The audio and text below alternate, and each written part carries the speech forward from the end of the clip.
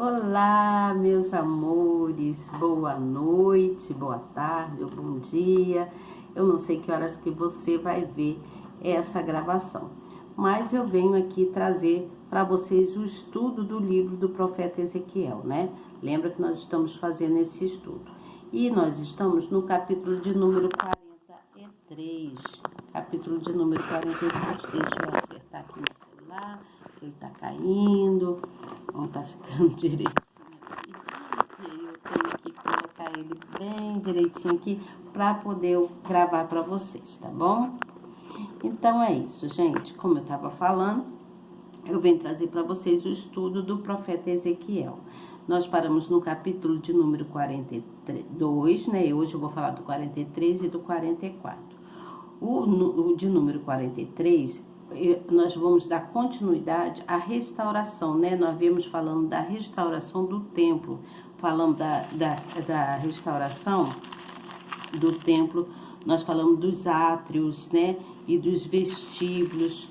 Aí depois nós falamos sobre o santuário e falamos sobre as câmaras santas, as salas que eram santas, o santo dos santos, né?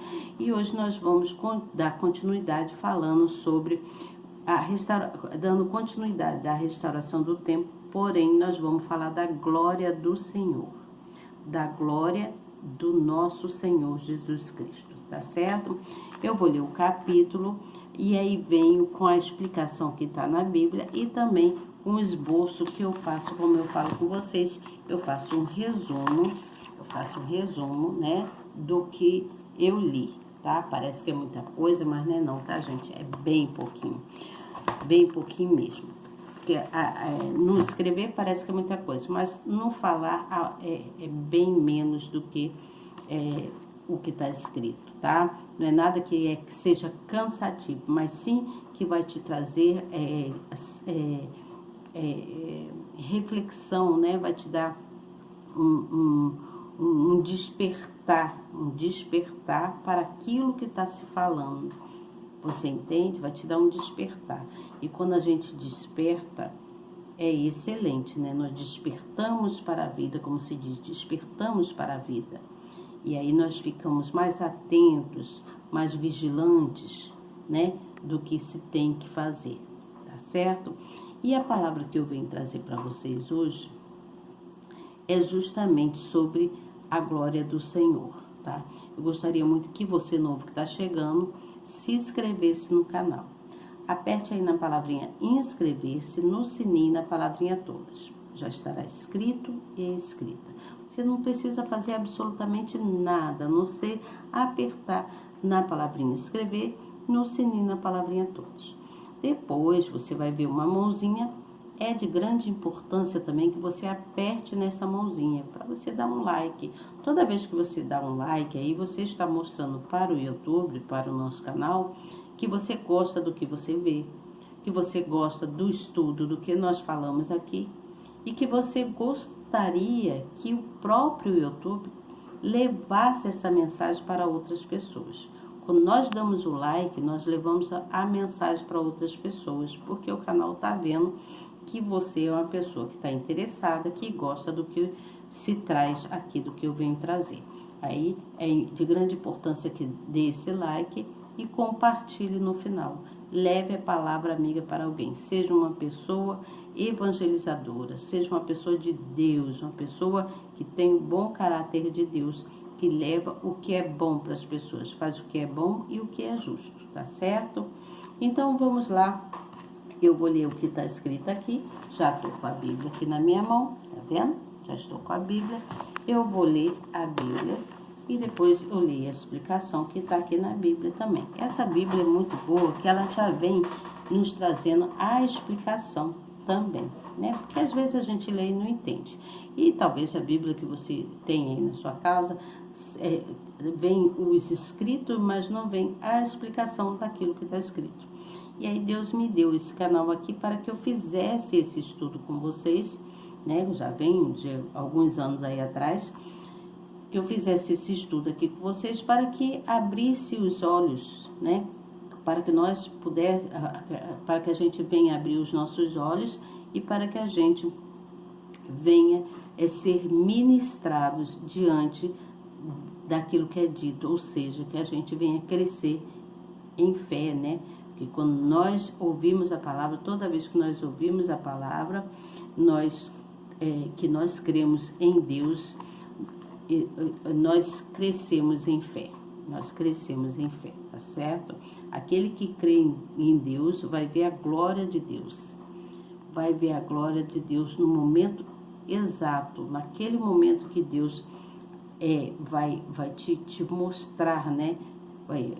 Quando Ele te der a salvação, Ele vai te mostrar, vai se mostrar diante da glória dEle, e você verá o quão grande e maravilhoso e como é bom estar sempre na presença do Pai, porque a glória do Senhor enche as nossas vidas, a glória do Senhor nos enche do amor, da prosperidade, da paz, né? E aí com isso Ele vai, num determinado tempo, né, quando nós, no decorrer de nossas vidas, nós teremos a nossa salvação e seremos muito, muito bem quisto ao lado do nosso Senhor Jesus Cristo, né? Então, vamos lá que eu vou ler aqui agora o capítulo. Vou ler alguns versículos, tá bom? Porque é bem grande, e 43 e 44, depois eu venho com a explicação. Preste atenção, me acompanhe, por favor. Seja uma pessoa obstinada, né? Uma pessoa que sabe a direção que tem que tomar, né? Que sabe o que quer, que vai fazer o que é certo, buscando ter entendimento na palavra, tá bom? Que sempre segue em ordem e em disciplina. Lembra que nós falamos ontem sobre ordem e disciplina dos sacerdotes, que eles tinham que ter uma disciplina e seguir uma ordem. Eles, por exemplo, nós ontem falamos sobre as vestes deles, né?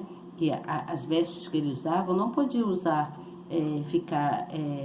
sair na rua com as vestes ou ficar andando dentro de casa com as vestes. Não, aquilo era sagrado, então tinha que ter uma ordem. Para tudo tem ordem e disciplina. Deus ordenou isso. E nossas vidas tem que ser assim, em ordem e em disciplina, tá certo? Então, vou ler aqui, preste atenção. Aí diz assim: então me levou à porta que olha para o caminho do Oriente. Isso é Ezequiel contando, tá? Ele relatando uma história. E eis que a glória de Deus de Israel vinha do caminho do Oriente, e a sua voz era como a voz de muitas águas, e a terra resplandeceu por causa da sua glória. Preste atenção. E o aspecto da visão que tive era como o da visão que eu tivera quando vim destruir a cidade. E eram as visões como a visão que tive junto ao rio Quebar, e caí sobre o meu planto. Deixa eu iluminar um pouquinho mais aqui, gente, para mim baixar assim um pouquinho, tá bom? Para mim enxergar melhor. E aí diz assim, ó, caí sobre o meu planto, né? Mesmo que eu parei nesse versículo. E aí diz assim no versículo de número 4, fala assim: e a glória do Senhor entrou na casa pelo caminho da porta, cuja face estava para o lado do Oriente. E levantou meu espírito e me levou ao átrio interior, e eis que a glória do Senhor encheu a casa. E ouvi alguém que falava comigo de dentro da casa, e o homem se pôs em pé junto de mim. E disse-me: filho do homem, este é o lugar do meu trono, e o lugar das plantas dos meus pés, onde habitarei no meio dos filhos de Israel para sempre, e os da casa de Israel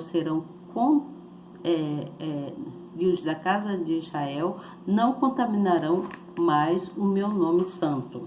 Isso é Deus falando. Nem eles, nem os seus reis, com suas prostituições e com os cadáveres dos seus reis nos teus altos. Vamos pular aqui um pouquinho, gente, porque senão não vai dar tempo, tá certo? E aí diz assim, ó: No versículo de número 12 fala assim: esta é a lei da casa, sobre o cume do monte, todo o meu contorno, em redor será. Será que eu pulei aqui? 43, tá certo. Em redor, né? Cadê? Esta é a lei da casa, sobre o cume do monte, todo o seu contorno, em redor será santíssimo. Eis que esta é a lei da casa. Estas são as medidas do altar em côvados. O côvado é um côvado e um palmo. E o fundo será de um côvado de altura e um côvado de largura, e a sua borda em todo o seu contorno de um palmo. Esta é a base do altar. Então, aqui está se falando do altar, da construção onde do altar, né? Onde seria restaurado. Então, do fundo, desde a terra até a armação inferior, no caso, né? Haveria 2 côvados, né? Seria 2 medidas, ou seja, 2 metros. Aqui no caso é 2 côvados que eles falam. E de largura 1 côvado, seriam 2 metros de altura e 1 metro de largura. E desde a pequena armação até o grande, 4 côvados e a largura de 1 côvado. E assim ele vai descrevendo como seria o altar. Vamos aqui falar agora sobre a restauração do templo, mas em relação aos sacerdotes, né? No capítulo de número 44, que fala assim: então me fez voltar para o caminho da porta exterior do santuário, que olha para o oriente, a qual estava fechada. E disse-me o Senhor: esta porta permanecerá fechada, não se abrirá, ninguém entrará por ela, porque o Senhor, o Deus de Israel, entrou por ela, por isso permanecerá fechada. Quanto ao príncipe, por ser príncipe, se assentará nela para sempre, para comer o pão diante do Senhor, pelo caminho do vestíbulo da porta entrará, e por esse mesmo caminho sairá. Depois me levou, isso é Ezequiel falando, depois me levou pelo caminho da porta do norte, diante da casa, e eu olhei, e eis que a glória do Senhor encheu a casa do Senhor. Eis que a glória do Senhor encheu a casa do Senhor. Então caí sobre o meu rosto. E disse-me o Senhor: filho do homem, pondera no teu coração, e vê com os teus olhos, e ouve com os teus ouvidos tudo quanto eu te disser, de todos os estatutos da casa do Senhor e de todas as suas leis, que era para se cumprir tudo aquilo que Deus estava falando. E considera no teu coração a entrada da casa, com todas as saídas do santuário. E dize ao rebelde, à casa de Israel: assim diz o Senhor Deus: bastem-vos todas as vossas abominações, ó casa de Israel, porque introduzistes estrangeiros, incircuncisos de coração e incircuncisos de carne, para entrarem no meu santuário, para profanarem em minha casa, quando ofereceis o meu pão, a gordura e o sangue, e eles invalidaram a minha aliança por causa de todas as vossas abominações. Então, pessoas imundas não poderiam entrar naquele lugar. Você entende? Não poderia entrar ali no templo. E aí aqui no versículo de número 13 fala assim, ó: e não se chegarão a mim para me servirem no sacerdócio, nem para se chegarem a alguma de toda a minha casa sagrada, as coisas que são santíssimas, mas levarão sobre si a tua vergonha e as suas abominações que cometeram. Olha que Deus estava falando aqui. Contudo, eu hoje constituirei guardas da ordenança da casa, em todo o seu serviço e em tudo que nela o fizer. Mas os sacerdotes levíticos, os filhos de Zadok, que guardaram a ordenança do meu santuário, quando os filhos de Israel se extraviaram de mim eles se chegarão a mim para me servirem e estarão diante de mim para me oferecerem a gordura e o sangue, diz o Senhor Deus. Vamos pular aqui para o versículo de número 21. E nenhum sacerdote beberá vinho, nenhum sacerdote beberá vinho quando entrar no átrio interior. E eles não se casarão nem com viúva, nem com repudiada, mas tomarão virgens da linhagem da casa de Israel, ou viúva, que for viúva de sacerdote. E aí diz mais assim, no versículo de número 25, e eles não se aproximarão de nenhum homem morto para se contaminarem, mas por pai, ou por mãe, ou por filho, ou por filha, ou por irmão, ou por irmã, que não tiver marido, se poderão contaminar. Então, não poderia, que estariam contaminados. E aí diz assim no versículo de número 30. As primícias de todos os primeiros frutos de tudo, e toda a oblação de tudo, de todas as vossas oblações, serão dos sacerdotes. Também as primeiras das vossas massas darás aos sacerdotes, para que faça repousar a bênção sobre a tua casa. Nenhuma coisa que tenha morrido ou tenha sido desperdiçada de aves e de animais comerão os sacerdotes. Então, a comida dos sacerdotes era totalmente diferente. Vamos entender aqui o que está dizendo a nossa Bíblia aqui. O que o profeta estava querendo passar para a gente através desse relato dele. Então, diz aqui, ó, no capítulo de número 43, no versículo de número 2 e 5, está falando sobre a glória, né? A glória de Deus lá em Israel, né? Lá em Israel. Então diz assim, o mesmo Senhor que julga e disciplina, também perdoa e restaura o homem quando ele se arrepende.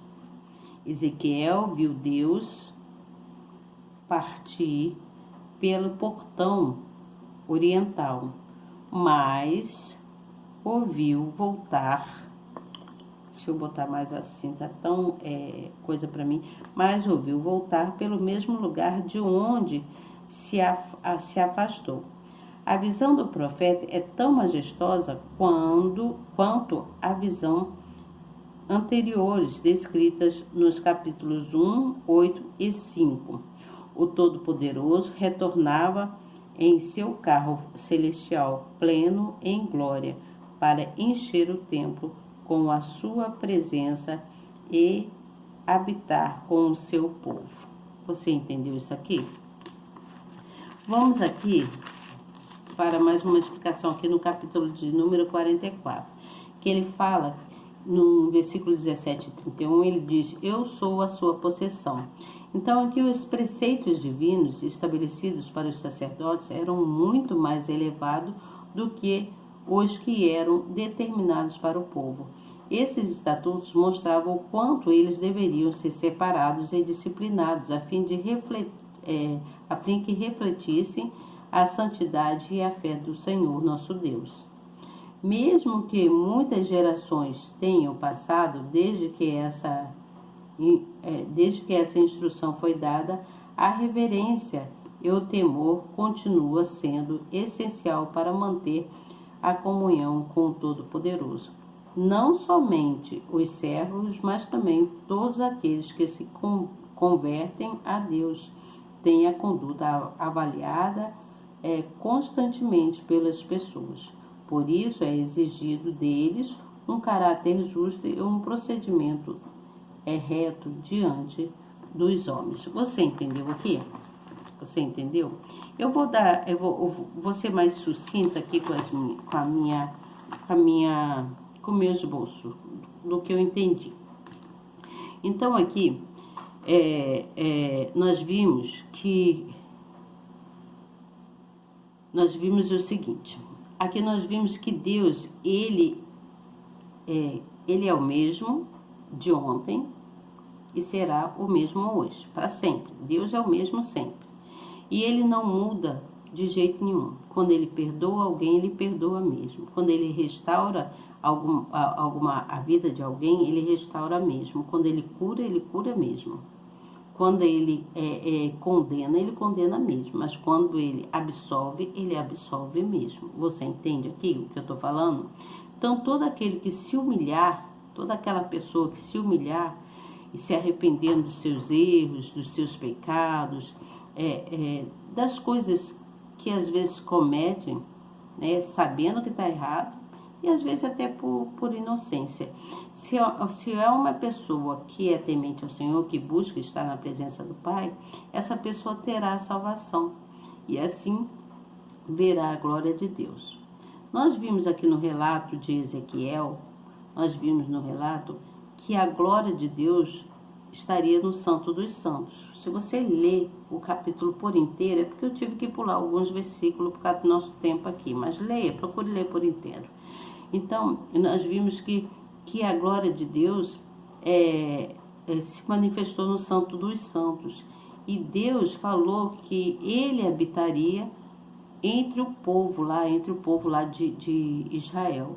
Mas, naquele local ali santo, no templo santo, ali onde era o templo, no local em que muitos iriam ali buscar, né, no Senhor, muitos se envergonhariam dos seus erros, né, se envergonhariam das suas iniquidades, que Deus faria com que aquela pessoa visse o quanto ela estava errada. Você entende? O quanto ela pecou, o quanto ela precisava se redimir, o quanto ela precisava pedir perdão, se humilhar para Deus. Só assim o povo lá, na época lá, né, o povo se arrependeria, quando entrasse naquele templo, naquele local, se arrependeria pelo fato de verem quantos erros eles cometeram, né? Então, o fato de se arrependerem ia fazer com que eles desfrutassem, né? Com que eles desfrutassem das bênçãos de Deus, porque Deus, quando ele perdoa e traz bênçãos para aquela pessoa. Você entende o que eu falo? Então, quando Deus perdoa, ele perdoa mesmo. E quando ele cura mesmo, como eu já falei. Quando ele restaura alguma coisa, ele restaura mesmo. Ele não tem dúvida, não tem falha. Para ele, ou é. Você entende? Nada do, mais ou menos. Não existe isso para Deus. Ou é. Ou é sim, sim ou sim, sim. Você entende? Então, a ordem foi dada a Ezequiel para que ele não permitisse nada de impuro para que entrasse no templo. Pessoas impuras, né? Pessoas que cometessem erros, né? Não importava se jovens, se pessoas idosas, viúvas, ou pessoas que fossem ou que cometessem qualquer tipo de iniquidade não poderiam pisar ali no Santo dos Santos, porque o templo era um local ali, era um local sagrado, era onde o trono de Deus, né, ficaria. Eu entendi isso, tá certo?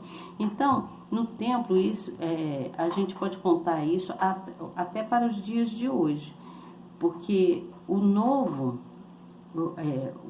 nós vemos aí igrejas, né, com seus altares novos, é um templo, ali é o templo, é um lugar santo, né, onde se localiza, onde as pessoas vão, né, diante do altar, naquele local, e ali a pessoa se derrama para Deus, sabe que ali estaria o trono do Senhor, onde Deus está habitando naquele local, né, onde nós vamos ali ouvir a palavra. Por isso que o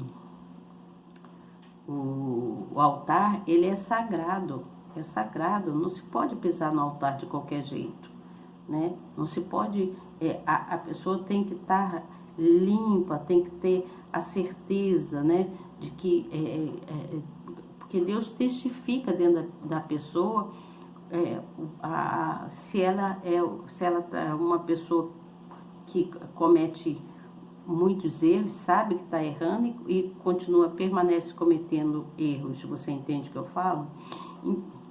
Eu quero que você entenda que toda aquela pessoa, todo aquele que crê em Deus, ele pode ser o templo. Aquela pessoa que crê em Deus, ela pode ser o templo, ela pode ter dentro de si, porque quando ela é batizada, ela recebe o Espírito Santo, ela está sendo batizada pelo Espírito Santo, e aí a gente pode dizer que aquela pessoa é o templo do Senhor, porque nós somos a igreja. Você entende o que eu falo? Então, você entende quando eu falo sobre o altar e sobre nós somos a igreja, mas quando nós vamos a um determinado local e lá está o altar de Deus, nós temos que ter reverência por aquele local, pelo altar, né? Pela igreja toda em si, mas principalmente ali onde fica a arca, onde se colocam os pastores, os bispos e algumas pessoas, né, que são tementes ao Senhor, que leva a palavra para outras pessoas que vão ali em busca de fé, em busca de aumentar a fé. Por isso que nós precisamos orar, buscar em Deus, para que a gente venha receber o sagrado, né? Receber aquilo que é sagrado de Deus, né? Crescer na fé, porque o Espírito, ele entra sempre dentro de nós, nos direcionando, né? Ele vai nos direcionando, né? Ele vai nos mostrando o melhor caminho. Quando você é uma pessoa que está ligada no Espírito de Deus, né? Está ligada no céu, ligada nas coisas de Deus, né? Então você vai recebendo os direcionamentos do Espírito. Então, o que eu quero dizer? Eu quero dizer que para que você permaneça uma pessoa fiel, uma pessoa fiel, uma pessoa grata a Deus, uma pessoa que está sempre buscando estar em Deus e buscando primiciar Deus, colocar Deus em primeiro lugar na sua vida, né? Coloque sempre Deus em primeiro lugar, né? Para que Ele permita, porque Deus permite, para que nós venhamos nos permitir, né? Que as orientações dele venham sobre nós, né? Porque quando ele derrama as orientações dele sobre nós, ele está colocando certeza de fé na gente. Você entende? Ele está colocando certeza de fé e através da fé nós recebemos o poder dele, o poder sobrenatural, dele sobre a vida da gente, sobre nossas vidas, sobre tudo que a gente faz. Então é preciso ter confiança, permanecer fiel, permanecer orando, permanecer buscando. E aqui nesse caso, Deus estava mostrando como que ele queria que fosse restaurado todo aquele lugar, o lugar santo, né? Porque o lugar é santo, né? Para que todos pudessem ver a glória dele. E para que a gente possa ver a glória do Senhor, nós precisamos deixar que ele habite em nós, que o Espírito dele habite em nós, né? E a gente precisa ser sincero e nos arrepender dos nossos erros, né? Aqui, ainda diz mais aqui sobre o santuário, né? Fala que, diz assim, gente, deixa eu botar mais para cá para eu poder ler aqui para vocês. Fala, o Filho de Deus deve prezar por viver separado das contaminações espirituais. Você entende?